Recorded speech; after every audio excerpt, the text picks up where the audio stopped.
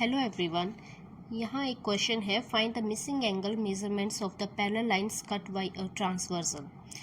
तो आप देख सकते हैं डायग्राम में A B C E F G D angles हमें निकालने हैं और सिर्फ एक एंगल दे रखा है 62 डिग्री। इन पैरेलल लाइंस को हम नाम दे रहे हैं एल एंड एम और इसको जो है ट्रांसवर्सल लाइन कट कर रही है और फिर ये एंगल्स बन रहे हैं। तो इसके लिए हमें नॉलेज होना चाहिए vertically opposite angles, corresponding angles, interior alternate angles, exterior alternate angles का। तो यहाँ हम डायग्राम से देख सकते हैं कि 62 के वर्टिकल अपोजिट एंगल है बी एंगल, मींस बी और 62 डिग्री एंगल्स जो हैं वो वर्टिकल अपोजिट हैं। तो हमें पता होना चाहिए कि वर्टिकल अपोजिट एंगल्स हमेशा इक्वल होते हैं। डायग्राम में हम देख सकते हैं कि एंगल बी और ई आपस में कॉरेस्पॉन्डिंग एंगल्स हैं। कॉरेस्पॉन्डिंग एंगल्स क्या होते हैं? जैसे एल पैरेलल लाइन है, इसका एक सेट है ए बी सी और 62 डिग्री, और सेकंड एम लाइन जो है इसका सेट है डी ई एफ जी। तो बी और ई की पोजीशन सेम है, तो जो एंगल बी होगा वही एंगल ई होगा।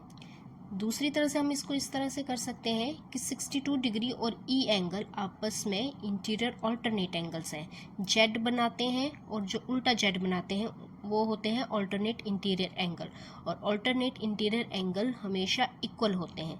तो इसलिए E is equal to 62 degree आया, क्योंकि ये जो है ई जो है 62 डिग्री के डायग्राम में ऑल्टरनेट इंटीरियर एंगल्स हैं।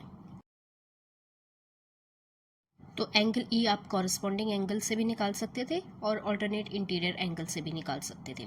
नेक्स्ट हम देख सकते हैं एंगल जी और एंगल 62 डिग्री, ये आपस में क्या है? Corresponding angle. मैं हर एक रीज़न को जो है वो टच कर रही हूँ, इसलिए मैं अलग अलग रीज़न से चाहती हूँ कि इसको सॉल्व करूँ ताकि आपका और कंसेप्ट जो है वो क्लियर हो सके। सो आप देख सकते हैं ऊपर का सेट और नीचे का सेट जो है इसमें 62 डिग्री और जी की जो पोजीशन है वो बिल्कुल सेम है। Corresponding angles are equal, so G is equal to 62 degree. Next हम देख सकते हैं ए एंड 62 डिग्री दो एंगल्स हैं जो स्ट्रेट लाइन पे बन रहे हैं। दो एंगल स्ट्रेट लाइन पर, जिसको हम बोलते हैं 180 डिग्री। दोनों का सम क्या होगा? 180 डिग्री।